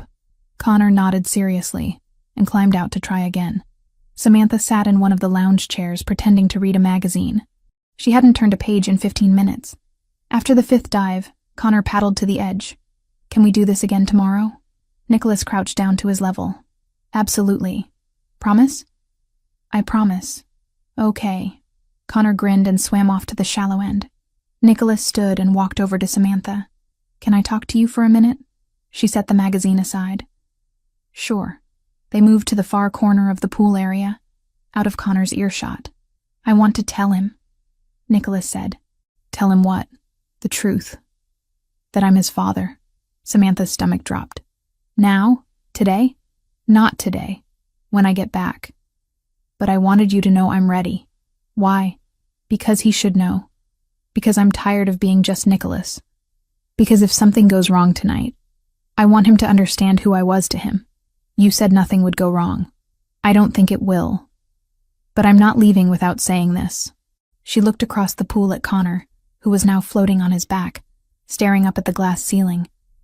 What if he doesn't understand? He's smart. He'll understand. What if he's angry I didn't tell him sooner? Then we deal with it together. Together, she repeated. Like a team? Yes. She studied his face, looking for deception or manipulation. She found neither. Just honesty. Raw and uncomfortable. Okay, she said finally. When you get back, we tell him. Together? Together. Connor called out from the pool. Mom, watch this. He did an underwater somersault, came up sputtering and grinning. That was amazing, Samantha called back. Nicholas checked his watch. I need to start getting ready. I know. Will you have dinner with me first? You and Connor? You want a family dinner 4 hours before you walk into a potential war zone? Yes. She didn't understand him. Probably never would.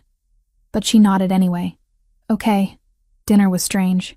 Maria had prepared Connor's favorite, mac and cheese with cut-up hot dogs. She'd also made roasted chicken and vegetables for the adults. They sat together at the kitchen table, not the formal dining room, and it felt almost normal. Connor talked through most of the meal, telling them about a new dinosaur he'd learned about called Therizinosaurus. "It has claws this long," he said, spreading his arms wide. "And it ate plants, but it could still fight." "Sounds dangerous," Nicholas said. "Everything's dangerous if you make it mad," Connor replied seriously.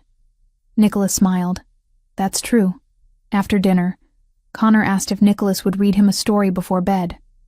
Nicholas glanced at Samantha. She nodded. They went upstairs together, the three of them. Connor changed into pajamas while Samantha tidied his room. Nicholas stood in the doorway, watching. "Which book tonight?" Samantha asked. Connor pulled one from the shelf. A picture book about dinosaurs. "This one." They settled on Connor's bed. Connor in the middle, Samantha on one side, Nicholas on the other. Nicholas read slowly, doing different voices for each dinosaur. Connor giggled at the T-Rex voice. Halfway through the book, Connor leaned against Nicholas's arm. By the end, his eyes were drooping. "One more?" he mumbled. "Not tonight," Samantha said gently. "You need sleep, but I'm not tired. Your eyes say different." Connor yawned, proving her point. Nicholas set the book aside and stood carefully. Connor grabbed his hand. "You're coming back, right?" Connor asked. "For breakfast?" Nicholas crouched down. "I'm coming back." "You promise?" "I promise." Connor nodded, satisfied. "Okay. Night, Nicholas." "Good night, Connor." Samantha kissed Connor's forehead, turned off the light, and followed Nicholas into the hallway. She pulled the door mostly closed, leaving it cracked so she'd hear if he called. They stood in the dim hallway, neither speaking.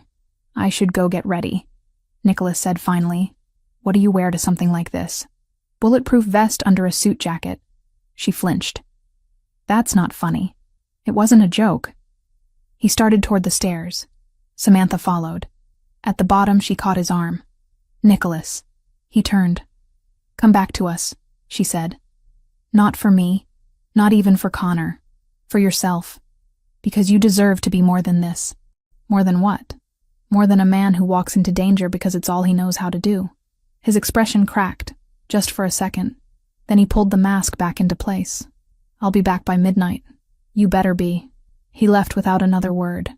Samantha stood in the empty hallway, listening to car engines start outside. The convoy pulled away, taillights disappearing down the driveway. She checked on Connor one more time. Still asleep. Then she went to her room, sat on the edge of the bed, and waited. The warehouse in Red Hook looked abandoned from the outside. Broken windows, faded paint, graffiti on the walls. But Nicholas knew better. Volkov's people had been using it for months. The convoy parked 2 blocks away. Nicholas, Ethan, and 2 others approached on foot. Team Alpha was already in position on the neighboring rooftop. Team Bravo covered the rear exit. "Comms check," Ethan said quietly into his radio. 4 confirmations came back. They reached the main entrance at 7:58. Nicholas pushed the door open. It wasn't locked. Inside, the warehouse was exactly what he expected. Bare concrete floors, exposed beams, shadows everywhere. Volkov stood in the center with 6 men flanking him. "Nicholas Pellegrini," Volkov said in accented English. "You came. You asked for a meeting. I asked for negotiation. You brought army. You brought 6 men. I brought insurance." Volkov smiled, but it didn't reach his eyes. "You are smart, man. Too smart, maybe. What do you want, Dmitri? I want you to stop interfering with my business. Brooklyn territory is mine now." "No," Nicholas said simply. "It's not." "Then we have problem. We've had a problem since you sent men to my property. Since you took photos of my son." Volkov's smile widened. "Ah, yes. The boy. He looks like you. Very much." Nicholas's hands curled into fists. "If you threaten him again, there won't be negotiation. There won't be a meeting. There will just be you, dead, wherever I find you. Big words for man surrounded." "Am I surrounded?" Nicholas asked. "Check your windows." Volkov glanced up. Red laser dots appeared on his chest. on each of his men. From the rooftop across the street, Volkov's expression darkened. You set trap. You walked into it. So what now? You kill us all? No, Nicholas said. That's too easy. Now you answer for what you've done. On cue, the rear door burst open. Federal agents poured in, weapons drawn, badges visible. FBI, nobody move. Volkov reached for his gun. Ethan shot him in the shoulder before he could draw. Volkov went down hard. The other men surrendered immediately, hands up. Agent Morrison approached Nicholas. We'll take it from here. Make sure they don't make bail. Already arranged. Charges are solid. They won't see daylight for 20 years. Nicholas watched as agents handcuffed Volkov and his men, reading them rights, hauling them toward waiting vehicles. It was over in 6 minutes. Ethan holstered his weapon. Clean operation. Almost too clean. You complaining? No, just cautious. They swept the warehouse once more to confirm it was clear, then walked back to the convoy. Nicholas pulled out his phone and sent a text. It's done. On my way back. 3 dots appeared immediately. Samantha typing. Then just, okay. The drive back to Long Island took 40 minutes. Nicholas spent most of it staring out the window, processing what had just happened. It was over. The threat was neutralized. Connor was safe. And he'd kept his promise. The gates opened as they approached. Nicholas thanked Ethan and the team, then walked into the house alone. It was just past midnight. The first floor was dark. He took the stairs quietly, not wanting to wake anyone. But Samantha's door was open. Light spilled into the hallway. He knocked softly. Come in, she said. She was sitting on the couch in the small sitting area, still dressed, clearly unable to sleep. Her eyes went to him immediately, scanning for injuries. I'm fine, he said. You're back. I told you I would be. She stood slowly. It's really over? Yes. Volkov and his men are in federal custody. They won't be getting out. Her breath left in a rush. Connor's safe. Connor's safe. She crossed the room in 3 steps and threw her arms around him. Nicholas froze for half a second, surprised, then wrapped his arms around her waist, pulling her close. She was shaking. Or maybe he was. Hard to tell. I thought you weren't coming back. She whispered against his chest. I promised. People break promises. I don't. Not to you. Not anymore. She pulled back just enough to look up at him. Her eyes were wet, but she wasn't crying. Not quite. Thank you, she said. For what? For keeping him safe. For keeping us safe. That's not something you need to thank me for. Yes, it is. They stood there, still holding each other, the space between them smaller than it had been in years. Nicholas lifted one hand and brushed a strand of hair from her face. We should tell him tomorrow. About me. Are you sure? I'm sure. She nodded. Okay. Tomorrow. He reluctantly let her go and stepped back. You should get some sleep. So should you. I will. He turned to leave, but her voice stopped him. Nicholas. He looked back. I'm glad you came back. Me too. He left, closing the door quietly behind him. Upstairs in his own room, Nicholas finally let himself breathe. It was done. The war was over. And tomorrow, he'd tell his son the truth. 3 months passed before Samantha realized she'd stopped counting days. The property no longer felt like a fortress. It felt like home, or something close to it.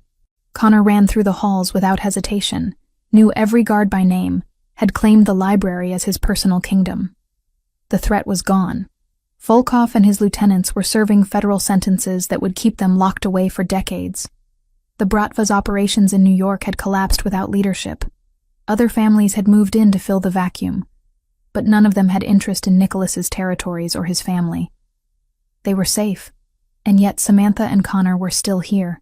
Nicholas had offered more than once to help them move back to Brooklyn, set them up in a better apartment, hire security if she wanted it, give them space. She'd said no every time. Not because she was afraid, but because leaving felt wrong now. Felt like running from something that had finally started to take shape. Connor called it home. He had routines here. Friends among the staff. A tutor he loved. A pool he swam in every day. And he had Nicholas. They'd told Connor the truth 2 days after Nicholas returned from Brooklyn. Sat him down in the library. both of them nervous in ways they hadn't expected. "Connor, we need to talk to you about something important," Samantha had said. Connor looked up from his dinosaur book, curious, but not worried. "Okay." Nicholas had cleared his throat. "You know how you asked me once if I was going to stay here with you and your mom?" "Yeah." "You said yes. That's because I'm not just your mom's friend. I'm your father." Connor had blinked, processed, then tilted his head. "Like a dad?" "Yes, like a dad." "Oh." Connor thought about it for exactly 3 seconds. "Does that mean you live here now? Like forever?" Nicholas had glanced at Samantha, uncertain. She'd nodded slightly. "If you want me to," Nicholas said. "I want you to," Connor replied simply. "Can we still do chess?" "Of course." "And swimming?" "Every day if you want." "Cool. Can I go back to my book now?" They'd let him go, both of them stunned by how easily he'd accepted it. "That's it?" Samantha had whispered. "No questions? No anger?" "He's 4, Nicholas said. "He just knows he's loved. That's enough." And apparently it was. Connor started calling Nicholas Dad within a week. Not all the time, but enough that it stopped sounding strange. He'd run into a room yelling for Dad to come see something, and Nicholas would drop whatever he was doing and go. Samantha watched them together constantly, still marveling at how natural it had become. Nicholas teaching Connor to ride a bike on the long driveway. Nicholas reading bedtime stories in different voices. Nicholas patiently explaining why velociraptors were actually much smaller than Jurassic Park showed them. He was a good father. Better than she'd expected. Better than she'd let herself hope for. But they still hadn't talked about what came next. For her and Nicholas. The adults in this equation. They existed in a strange limbo. Co-parenting. Living under the same roof. Occasionally catching each other's eyes across a room and looking away too quickly. The night Nicholas kissed her after returning from Brooklyn had been real. She hadn't imagined it. But neither of them had mentioned it since. Until tonight. Connor was asleep. Samantha had finished her evening class with students. She'd painted for an hour, then wandered downstairs looking for tea. She found Nicholas in the kitchen instead. He was leaning against the counter, glass of water in hand, staring at nothing. "Can't sleep?" she asked. He looked up. "Not really." "You?" "Same." She poured herself tea and sat at the island. He stayed where he was, watching her. "We should talk," he said finally. "About what?" "About this. Us. Whatever we're doing." Her heart kicked. "Okay." He set his glass down and crossed his arms. "You've been here 3 months. The threat's gone. You could leave any time, but you haven't. Connor's happy here." "Is that the only reason?" She looked down at her tea. "No. Then what's the other reason?" She took a breath. "I don't know yet. Ask me again in a month. I'm asking now." "Why?" "Because I need to know if you're staying because it's convenient or because you want to." "Want to what?" she challenged. "Stay in your house? Raise our son under your roof? Pretend we're some kind of family? We are a family. We're co-parents with shared space. That's not the same thing." Nicholas pushed off the counter and closed the distance between them. Then what would make it the same thing? She stood to meet him, tired of looking up. "I don't know, Nicholas. You tell me. You're the one who let me go 4 years ago without fighting. You're the one who built walls so high I couldn't climb them. You're the one who decided what was best for me without asking. I was wrong. I know you were wrong. But knowing doesn't fix it." "Then what does?" "Time," she said. "Trust. Proof that you've actually changed and this isn't just about Connor. It's not just about Connor. Prove it." He stared at her for a long moment. Then he reached into his pocket and pulled out a small box. Samantha's breath stopped. "What is that?" Nicholas opened it. Inside was a ring. Not new. Old. Familiar. Her wedding ring, but different. The band had been resized. Small stones had been added to the setting. Birthstones. February. Connor's birth month. "You kept it," she whispered. "I kept everything," he said. "Your ring. Photos. The painting you left in the apartment. Everything. Why? Because I wasn't ready to let go. Even when I signed the papers. Even when I told myself it was over. I couldn't throw away the only proof I'd ever had something real. Tears burned her eyes. "Nicholas, I'm not asking you to marry me again," he said quickly.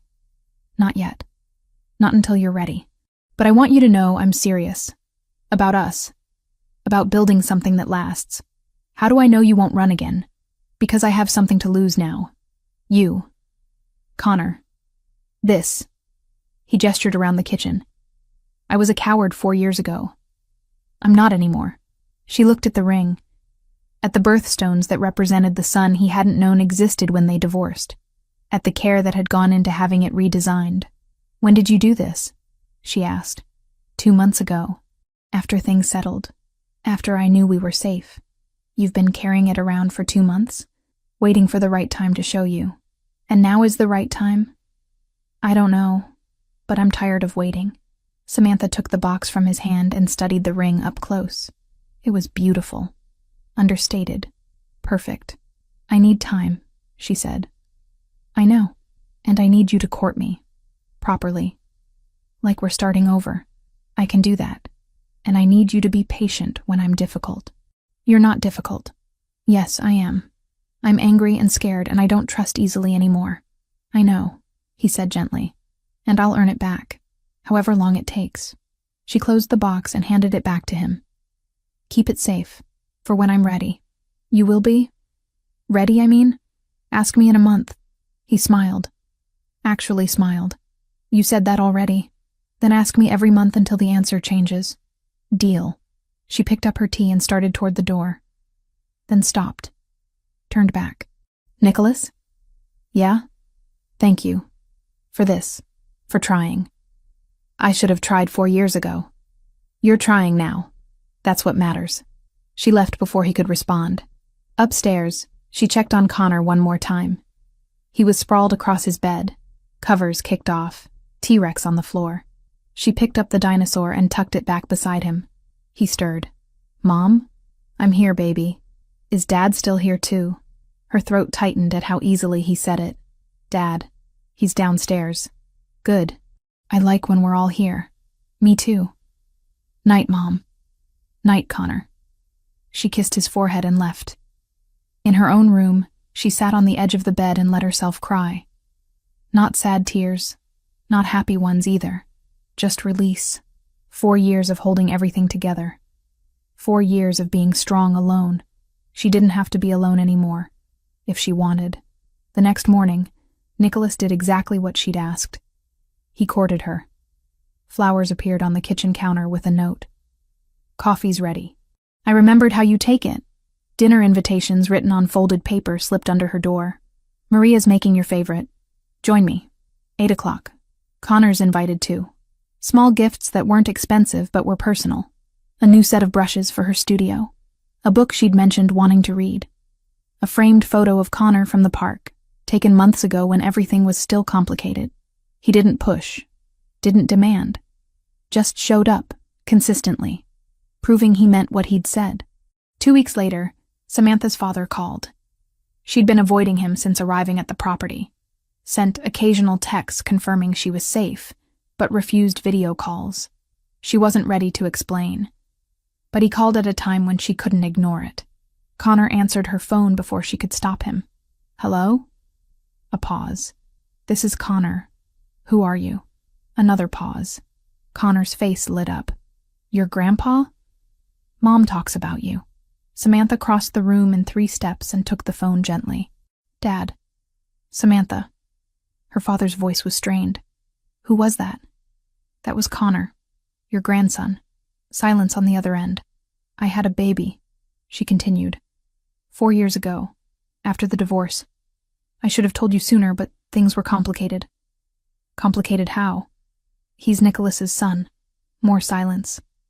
Then, "Are you serious?" "Yes." "And you're where? Still in New York?" "Yes. We're at Nicholas's property. It's a long story. I think I need to hear it." She told him. Not everything, but enough. The festival. The reunion. The DNA test. The threats. The move to Long Island.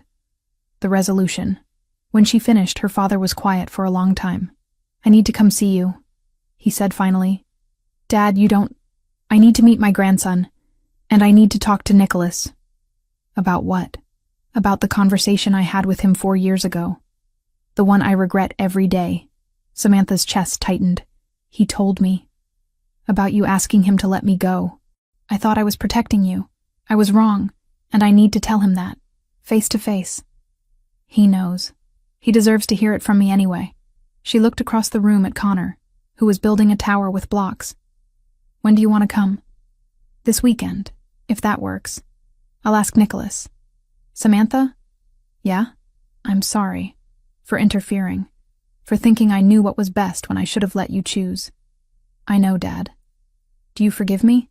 I'm working on it. That's fair. They talked a few more minutes, then hung up. Samantha found Nicholas in his office that afternoon. My father wants to visit this weekend. Nicholas looked up from his laptop. Okay. You're not worried? About what? About seeing him again. After everything. He was trying to protect you. I understand that now. Nicholas closed the laptop. He can stay here if he wants. Guest room on the 2nd floor. You'd do that? He's Connor's grandfather. And your father. Of course I would. He wants to apologize to you. He doesn't need to. He thinks he does. Nicholas leaned back in his chair. Then I'll listen. That weekend, Samantha's father arrived. He looked older than she remembered. More gray hair, deeper lines around his eyes. But he smiled when Connor ran to greet him. You must be Connor. I'm 4, and I know everything about dinosaurs. That's impressive. Do you know about dinosaurs? Not as much as you, I bet. Connor grabbed his hand. Come on. I'll teach you. He dragged her father toward the library. Samantha and Nicholas followed at a distance. He's a lot like you, her father said, glancing back at Nicholas. I've noticed. They spent the afternoon together. Connor showed off his drawings, his dinosaur collection, his ability to hold his breath underwater for 10 seconds. Her father listened to every word, asked questions, laughed at Connor's jokes. At dinner, Connor sat between his grandfather and Nicholas, perfectly content. After Connor went to bed, the 3 adults sat in the living room. Awkward silence filled the space until her father finally spoke. Nicholas, I owe you an apology. You don't. Yes, I do. I interfered in your marriage. Told you to let my daughter go because I thought your world was too dangerous for her. I was wrong. Nicholas didn't respond immediately. When he did, his voice was measured. You were trying to protect her. I don't fault you for that. But I took away her choice. And yours. I convinced you that leaving was noble when really I was just scared. We all were, Nicholas said. Scared doesn't make you wrong. Just human. She's happy here, her father said, glancing at Samantha. I can see that. And Connor is thriving. That's what matters. It is, Nicholas agreed. Her father stood. I'm going to bed. Thank you for having me. Anytime. After he left, Samantha and Nicholas sat in silence.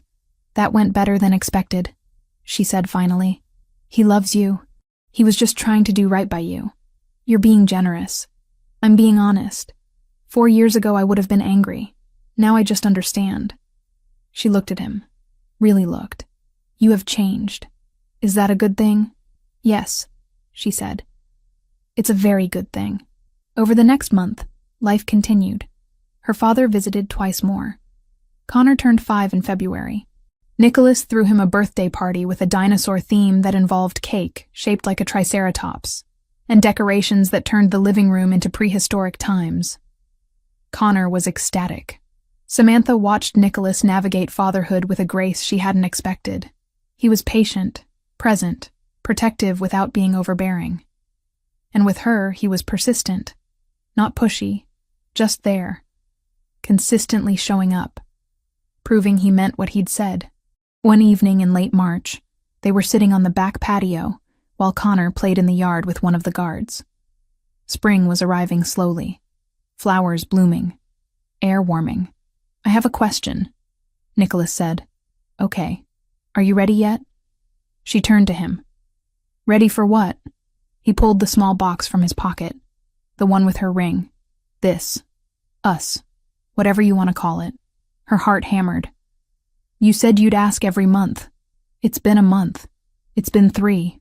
3 months since I showed you the ring, but I've been asking in other ways every day since. She couldn't argue with that. Connor asked me this morning when you and I were going to be married like his friend's parents. Nicholas continued. What did you tell him? That it was up to you. That I was working on it. Working on it how?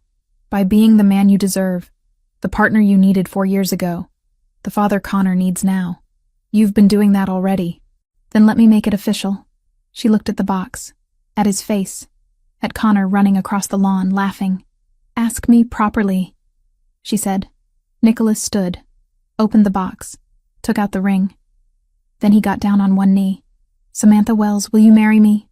Again? Knowing who I am and what I come with? Knowing it won't be easy, but it will be real? Tears filled her eyes. Yes. Yes? Yes. I'll marry you. Again. Properly this time. He slid the ring onto her finger. It fit perfectly. The birthstones caught the light. Connor saw them and ran over. Why is Dad on the ground? He just asked me to marry him, Samantha said. Connor's eyes went wide.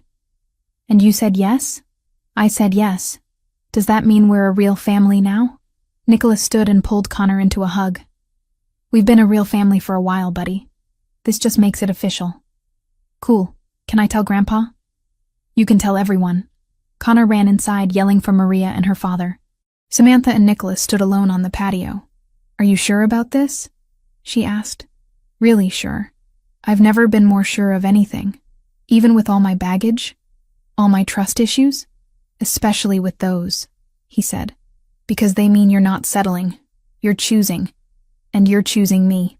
She reached up and kissed him. Soft. Sure. Full of promise. When they pulled apart, he was smiling. What? She asked. I just realized I get to spend the rest of my life proving I'm worth that choice. You already have, she said. Every day for the last 3 months. Then I'll keep doing it. Every day for the rest of our lives. Connor burst back outside. Grandpa's crying. Happy crying, he said. And Maria's making a cake. Samantha laughed. Of course she is. The three of them walked back into the house together. Nicholas's hand in Samantha's. Connor between them. Talking about whether they'd have dinosaurs at the wedding. It wasn't the life Samantha had planned. It was better. Messy and complicated and built on second chances. But real. And finally, after 4 years of being apart, they were building something that would last. Together. The end.